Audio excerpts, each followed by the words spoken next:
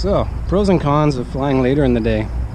The pros are better light, man. I really like how the light looks as the sun goes down. You get really nice reflections and color of the light changes and all that kind of stuff. It's cool. The con is that, like, when you do like what I did today, where you come out pretty late and you have not warmed up, it gets a bit weird because I have no idea how good I'm gonna fly, and then when you wait past a certain time, the light's gonna be changing with every flight. So like, you can't edit different packs together because it just won't work out. Everything's different, totally different, like contrast, darkness, and all that kind of stuff. So that poses a challenge. It means that to do something cool, you need to fly a really awesome pack, and you have less time to do it than normal. No pressure, but that's kind of the thing, right?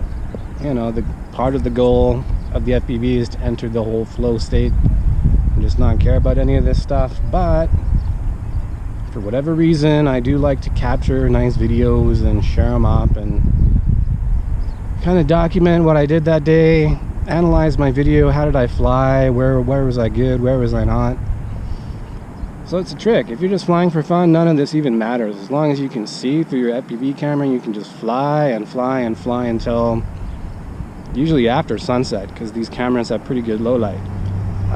But if you're going for video, it's a whole other ball game, because then you're putting all this pressure on yourself to try and do a good flight, even though you're not warmed up. And then that additional pressure you put on yourself, because let's face it, no one's making you do this. But that extra pressure kind of screws you up sometimes. But hey, anyways, though, that's just the way it is. I don't really care too much about any of this stuff. So goal number one, you know, let's just get in the air and fly and take it from there and ride the lightning. That's kind of how I do all my flights. I kind of, sometimes I totally like pre-plan the spot and have an idea of exactly how I want to fly through it, and I visualize lines the night before I hit the spot. But a lot of the time, especially lately, because there's no one else flying with me, so there's not that motivation to like be in a certain spot at a certain time and all that. Quite often I'm just rocking up late with like no plan at all and just going with the flow totally. And sometimes you're lucky, sometimes you're not lucky, and yada yada. Kind of sucks, man. There are guys flying FPV here, but it's like everyone's kind of on a different wavelength and they're doing their own thing in their own area, so the community is really fragmented. And like, there are these newer guys coming in who kind of want to fly with people, and I feel bad, right? I think maybe I should kind of not mentor them, right? Because everyone's going to learn on their own thing, and I don't think I'm some sort of, you know, expert or whatever. But I basically, you know, I think it'd be cool to like hook up with these guys, go fly together, whatever, have some fun. You know, the challenge there is like, where are you going to do that? So a lot of the spots I fly are kind of, I wouldn't say, you know, off limits or sketchy, but first of all, they're a little complicated and possibly dangerous for the quad. So I don't want a newer guy like smashing his quad up. And like, you know, the second thing is I don't want to have a new guy flying and tell him to like go to some obscure bando and do some crazy stuff just to get in on his first packs. It's like, I'd rather, you know, just chill with them, man. Go somewhere nice and easy and predictable where we're not worrying, and just fly packs and get packs in and have fun. So it's like a catch-22. The other thing is that I'm kind of worried about guys who don't have the same experience showing up at the same spots and having a really bad time for whatever reason. Maybe they get kicked out, or like maybe they crash in some weird way and can't get their quads back, or, you know, like all the spots I fly, it's usually not the first time I'm flying them. And again, it's not like I'm some genius or anything. It's more a matter of I've just got I've got a lot of packs through all the spots I fly, so I kind of know them. Like a lot of packs, hundreds over like years, right? So I just have this experience thing where I can avoid trouble just based on experience. I kind of know what to do. I know what I can get away with and what I can't. Whereas like a guy who's new, you know, remember when you first started flying rate mode and stuff like that, and your main challenge was to kind of, first of all, control the quad, and then second of all, try and execute some you know, coherently. And yeah, guys can learn really quick these days though, with simulators and all that. But I know, I'm kind of worried about causing problems, man. It's something that's on my mind, because I kind of do want to get some new guys in. It sucks that there's like guys who are willing to do this and no one's kind of like saying, yo, meet up with me, let's fly together. You know, no one's like engaging them and helping them out and trying to build them up and support them and get them into it and get them through the kinks that inevitably show up. It's weird how it's gone here. There's like all these reasons for it, which I don't really care about. You know, I guess maybe I'm a bit selfish, because all I care about is flying, and generally that's my own flying. And there's like less focus on the community or whatever and other people. I don't know, it's on my mind though, trying to figure out something along that lines. But at the same time, I don't want to be organizing events and stuff, because that just sucks. And you know, I find FPV's better in small groups, just a few guys, 2 guys, 3 guys, 4 guys, something like that. Usually good to go, no problems. Beyond that, it's just too complicated for my attention span or whatever, patience limit, etc. Just want to have fun. So yeah, the challenge is always baby steps. Start slow, try not to like go crazy on the first pack, which half the time I do it wrong and I go too crazy and start crashing. You really don't want to do that. Oh wow, let's adjust that guy. Yeah, good, solid, good. Alrighty, let's do it.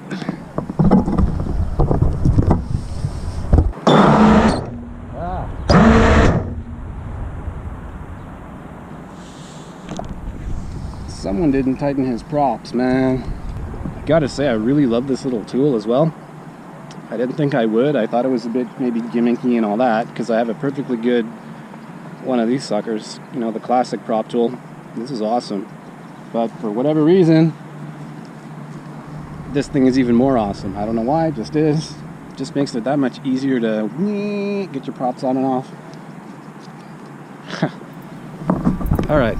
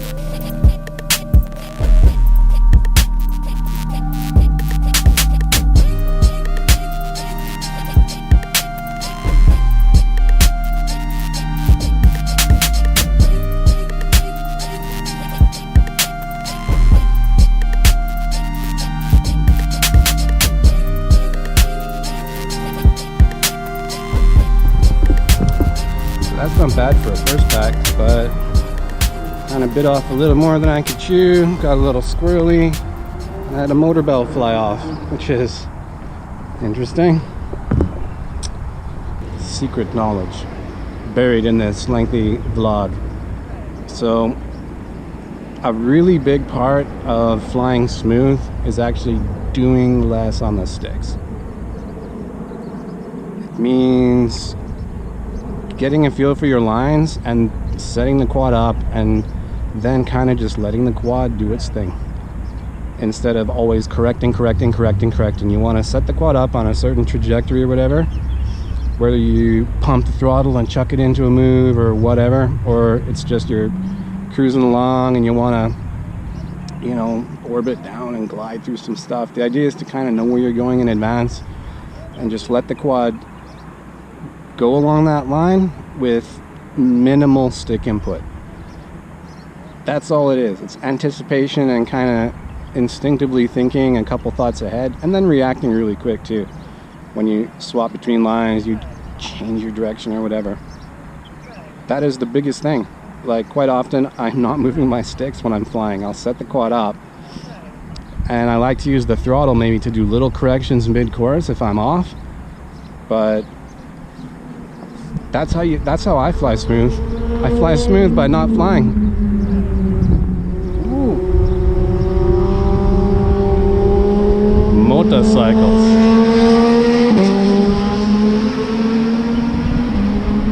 Ah, must be a track night tonight. Anyways.